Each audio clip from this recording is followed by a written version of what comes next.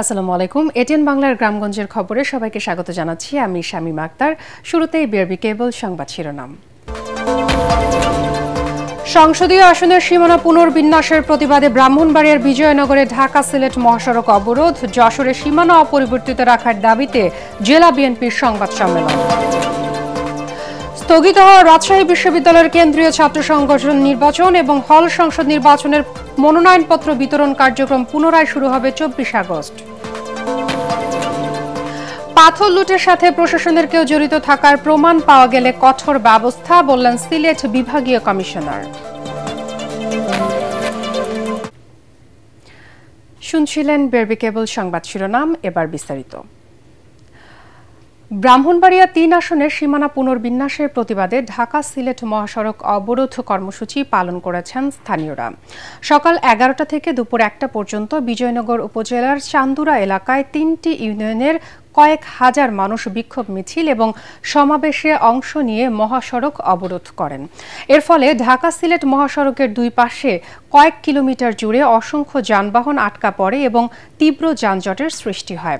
পরে প্রশাসনের আশ্বাসে মহাসড়ক থেকে অবরোধ তুলে নেন আন্দোলনকারীরা।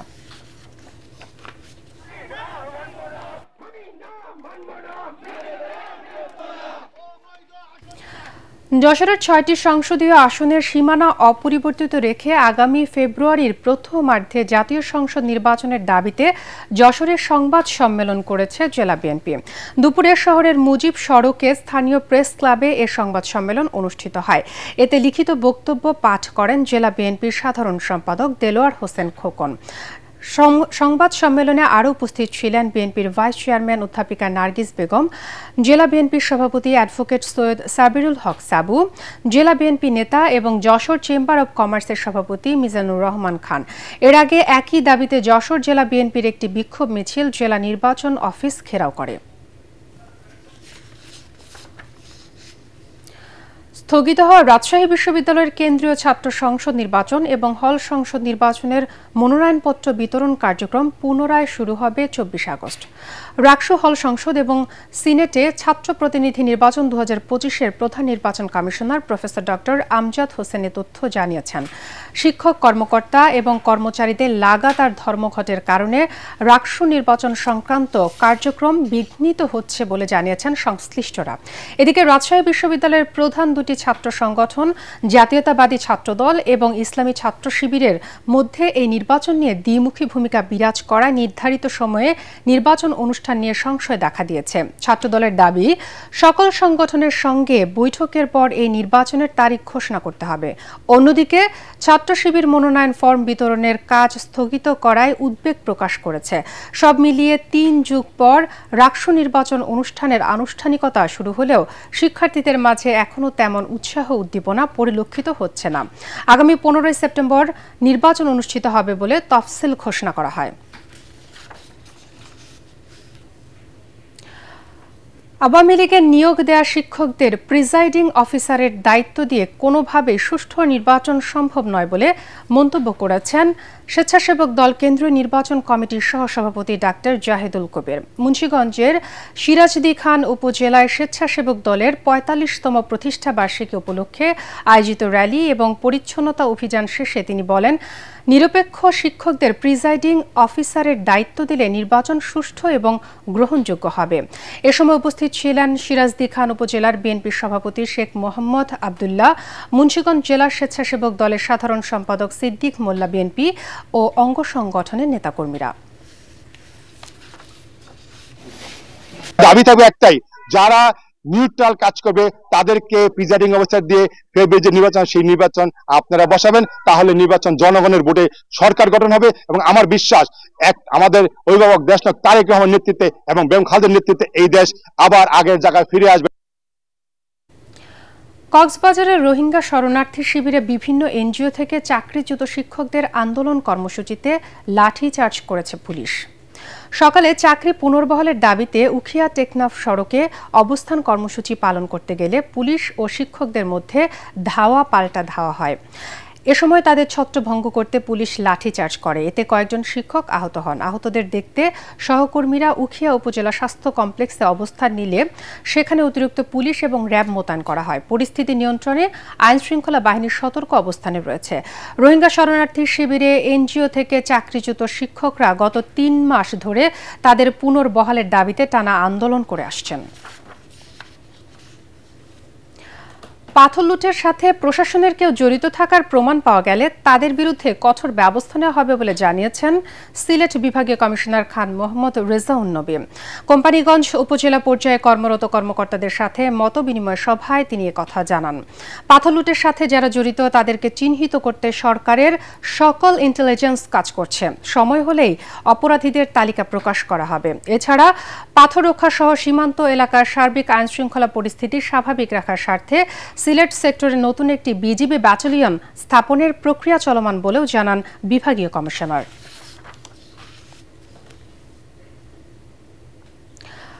টানা বৃষ্টি আর কারখানার বর্জ্য পানিতে জলাবদ্ধতায় দুর্ভোগে পড়েছেন আশুলিয়ার মধ্য গাজীরচট এলাকার বাসিন্দারা। ঘরবাড়ি থেকে শুরু করে ব্যবসা প্রতিষ্ঠান সব জায়গায় ঢুকেছে পানি। বেশিরভাগ ভাড়াটিয়ারাই সরে গেছেন অন্যত্র। ময়লা, দুর্গন্ধযুক্ত পানির কারণে স্বাস্থ্য ঝুঁকিতে পড়েছেন স্থানীয়রা। কারখানার বর্জ্য পানির পয় নিষ্কাশন ও ড্রেনেজের সুব্যবস্থা না থাকায় মূলত এই জলাবদ্ধতা বলছেন এলাকাবাসী। সাভার থেকে শেখ বাশারের রিপোর্ট, জানাচ্ছেন জাহিদুল আলম। সাভারের আশুলিয়ার মধ্য গাজীরচট এলাকায় টানা বৃষ্টি আর কলকারখানার বিষাক্ত দুর্গন্ধযুক্ত বর্জ্য পানিতে সৃষ্টি হয়েছে জলাবদ্ধতা। ভোগান্তিতে পড়েছেন স্থানীয় বাসিন্দা থেকে শুরু করে শিক্ষার্থী ও গার্মেন্টস শ্রমিকরা। এরই মধ্যে এলাকার কমপক্ষে 50টি পানির সামনে পানি উঠে গেছে। ঘরবাড়িতে ময়লা পানি ঢুকে নষ্ট হয়েছে আসবাবপত্র ও ব্যবসা প্রতিষ্ঠানের মালামাল। চরম দুর্ভোগে দিন কাটাচ্ছেন বাড়ির মালিক ও ভাড়াটিয়ারা। পানিতে ডুবে থেকে ক্ষতিগ্রস্ত হচ্ছে রাস্তাঘাটও। পায়ে হেঁটে তো নয়, রিক্সা দিয়ে চলাচলে হিমশিম খাচ্ছেন এখানকার মানুষ। এলাকাবাসীর অভিযোগ, কারখানার অপরিকল্পিত নিষ্কাশন ব্যবস্থার কারণে বর্জ্য পানি উপচে পড়ে জলাবদ্ধতা সৃষ্টি করছে। আমি যে দোকানপাট করি, দোকানে আশেপাশে দোকান আছে, আশেপাশে অনেকগুলা বাড়ি আছে, 50 ফ্যামিলি, আমরা সবাই ডুবন্ত অবস্থায়। আইডিএস এর বিষাক্ত পানি কিনা দরগা পুকুরে জমে, ফর্মলের পানি কিনা আহে, একটু হালকা বৃষ্টি হলে হারে ময়লা পানি কিনা ছাড়া দেয় এলাকার মধ্যে পানি ফুটপাত বেশি হয়ে যায়। আমার বাড়িটা না থাকলে আমি চলমুখী দিয়া। চিকিৎসকরা বলছেন এভাবে চলতে থাকলে স্থানীয় বাসিন্দারা পড়তে পারেন বড় ধরনের স্বাস্থ্য ঝুঁকিতে। ক্যাবিস নামের যে চর্মরোগ, এটা খুব মহামারী আকার ধারণ। এখন এই চর্মরোগটা খুব ডেঞ্জারাস। এইটার একটা কমপ্লিকেশন হলো যে এটা কিডনিকে ইনভলভ করে ফেলে। এইটা আরো বাড়তে থাকলে ছোট বাচ্চা, বয়স্ক সব মানুষকে ইনভলভ করবে এবং তখন বড় একটা অংশ, ব্যাপক অংশ কিডনি রোগে আক্রান্ত হয়ে যাবে। এ বিষয়ে সাভার উপজেলা নির্বাহী কর্মকর্তা জানান, অভিযোগ পেলে তদন্ত করে আইনানুগ ব্যবস্থা নেওয়া হবে। এটা তদন্ত সাপেক্ষে ব্যবস্থা গ্রহণ করা হবে। এই ধরনের কোনো অভিযোগ পাওয়া গেলে তদন্ত সাপেক্ষে ব্যবস্থা গ্রহণ করা। জলাবদ্ধতা নিরসনে ড্রেনেজ ব্যবস্থার স্থায়ী সংস্কার করা না হলে আরো ভয়াবহ বিপর্যয় তৈরি হতে পারে বলে আশঙ্কা এলাকাবাসীর। Bureau report, ATN Bangla. বান্দরবনের রুমায় ৫ম শ্রেণীর এক স্কুল ছাত্রীকে সংঘবদ্ধ ধর্ষণের ঘটনায় অভিযুক্ত ৫ বন্ধুর মধ্যে ৩ জনকে গ্রেফতার করেছে পুলিশ। মঙ্গলবার রাতে অভিযান চালিয়ে পাইন্দু ইউনিয়নের আলিচুপাড়া গ্রাম থেকে তাদের গ্রেফতার করা হয়। গ্রেফতারকৃতরা হল আলিচুপাড়ার বাসিন্দা কহাইয়াং মার্মা, উইহাই সিং মার্মা এবং কসাইওয়াং মার্মা। অন্যদের গ্রেফতারের অভিযান চালানো হচ্ছে বলে জানিয়েছেন বান্দরবানের অতিরিক্ত পুলিশ সুপার আব্দুল করিম। ধর্ষণের শিকার ওই স্কুল ছাত্রীকে অসুস্থ অবস্থায় চিকিৎসার জন্য হাসপাতালে ভর্তি করা হয়েছে।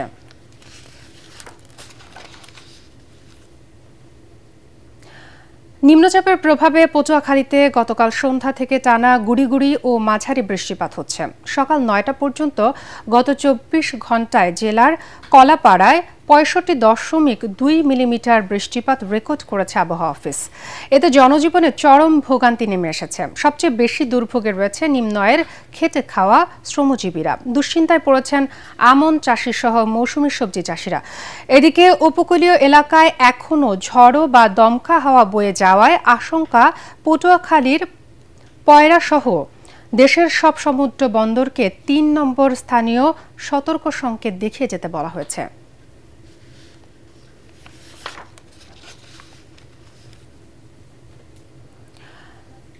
দাবি পূরণ না হওয়া এবং উপাচার্য কোনো ব্যবস্থা না নেয়ার প্রতিবাদে আজ থেকে সপ্তাহব্যাপী কালো ব্যাচ ধারণ এবং ১ ঘণ্টার অবস্থান কর্মসূচি পালন শুরু করেছে খুলনা প্রকৌশল ও প্রযুক্তি বিশ্ববিদ্যালয় কুয়েটের শিক্ষক সমিতি। এর ফলে ৫ মাস বন্ধ থাকার পর চালু হওয়া বিশ্ববিদ্যালয়টিতে নতুন করে সংকট সৃষ্টির আশঙ্কা করছেন সংশ্লিষ্টরা।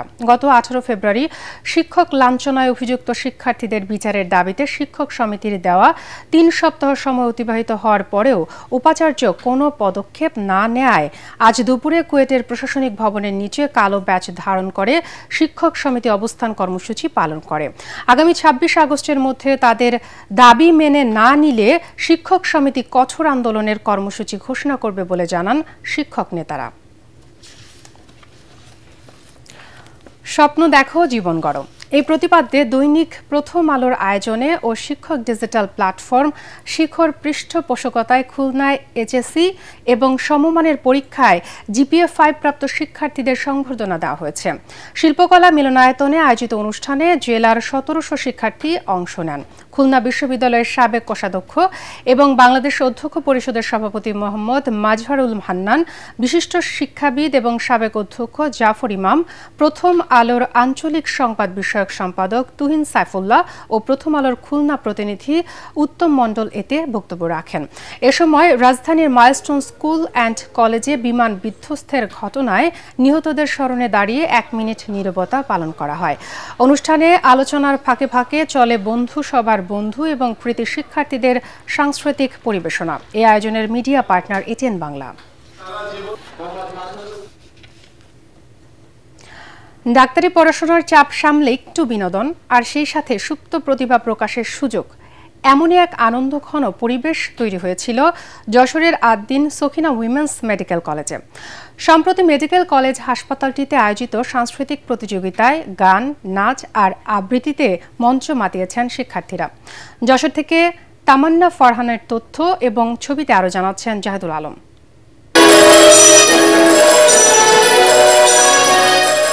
যশোরের আদ্দিন সকিনা উইমেন্স মেডিকেল কলেজের অডিটোরিয়ামে অনুষ্ঠিত হয়ে গেল সাংস্কৃতিক প্রতিযোগিতা।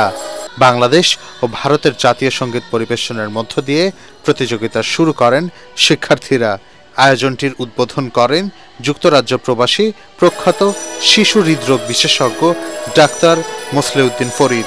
Choose something, either in sports, it doesn't have to be music, or a music, or some cultural activities, then which you can, just take a break, forget about what you are doing at work, and that gives you the energy and your enthusiasm to help the humanity.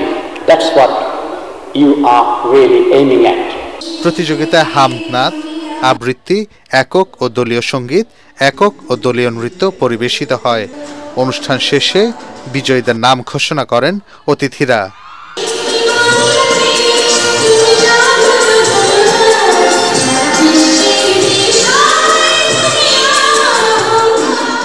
এমন আয়োজনকে স্বাগত জানান শিক্ষার্থীরাও। Thank you for making me a part of it. I was very obliged to sing my national anthem. That was a very proud moment.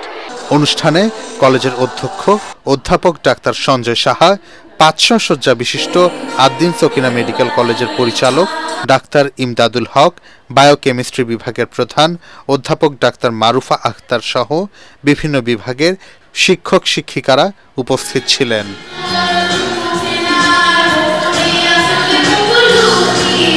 Bureau report, ATN Bangla. কুমিল্লায় বাংলাদেশ পরমাণু কৃষি গবেষণা institute বিনা উদ্ভাবিত আমন ধানের জাত পরিচিতি, চাষাবাদ, বীজ উৎপাদন এবং সংরক্ষণ কলাকৌশল শীর্ষক কৃষণ কৃষানি প্রশিক্ষণ কর্মশালা অনুষ্ঠিত হয়েছে। বিনা কুমিল্লা উপকেন্দ্র মিলনায়তনে এই কর্মশালার আয়োজন করা হয়। এতে প্রধান অতিথি ছিলেন বিনার মহাপরিচালক ডক্টর আবুল কালাম আজাদ। অন্যান্যের মধ্যে বক্তব্য রাখেন কৃষি সম্প্রসারণ অধিদপ্তর, কুমিল্লার উপপরিচালক কৃষিবিদ আয়ুব মাহমুদ এবং বিনার গবেষণা কার্যক্রম শক্তিশালীকরণ প্রকল্পের প্রধান বৈজ্ঞানিক কর্মকর্তা ও প্রকল্প পরিচালক ডক্টর মাহবুবুল আলম তরফদার। জেলার 12 উপজেলার শতাধিক কৃষক কৃষানি প্রশিক্ষণ কর্মশালায় অংশ নেন। মৎস্য সম্পদ সংরক্ষণে অবৈধ কারেন্ট জাল ব্যবহার না করতে মৎস্য চাষী ও জেলারদের সতর্ক করা হয়েছে ঠাকুরগাঁয়ে আয়োজিত এক মতবিনিময় সভায়। জাতীয় মৎস্য সপ্তাহ উপলক্ষে সকালে সদর উপজেলার আকচা ইউনিয়নের বুড়ির বাঁধ এলাকায় জেলা প্রশাসন ও জেলা মৎস্য অধিদপ্তরের আয়োজনে এ সভা অনুষ্ঠিত হয়। সভায় সদর উপজেলা নির্বাহী অফিসার খায়রুল ইসলাম, জেলা মৎস্য কর্মকর্তা আরাফাত উদ্দিন আহমেদ এবং সদর উপজেলা মৎস্য কর্মকর্তা আয়েশা আক্তার বক্তব্য রাখেন। পরিকল্পিত বনায়ন করি, সবুজ বাংলাদেশ করি, এই প্রতিপাদ্যকে সামনে রেখে মাগুরায় শুরু হয়েছে 2 সপ্তাহব্যাপী বৃক্ষ মেলা। এ উপলক্ষে সকালে মাগুরা জেলা প্রশাসনের আয়োজনে এবং সামাজিক বনায়ন জোন মাগুরার সহযোগিতায় জেলা প্রশাসক কার্যালয় চত্বর থেকে বর্ণাঢ্য র্যালি বের করা হয়। পরে কালেক্টরেট মাঠ প্রাঙ্গণে আলোচনা সভায় জেলা প্রশাসন, ওহিদুল ইসলাম এবং সহকারী বন সংরক্ষণ গিয়াস উদ্দিন সহ অন্যান্যরা বক্তব্য রাখেন। অনুষ্ঠানে শিক্ষার্থীদের মাঝে বিনামূল্যে গাছের চারা বিতরণ করা হয়। মেলায় 15টি স্টল ফলদ, বনজ এবং ঔষধি গাছের চারা প্রদর্শন এবং বিক্রি করা হচ্ছে।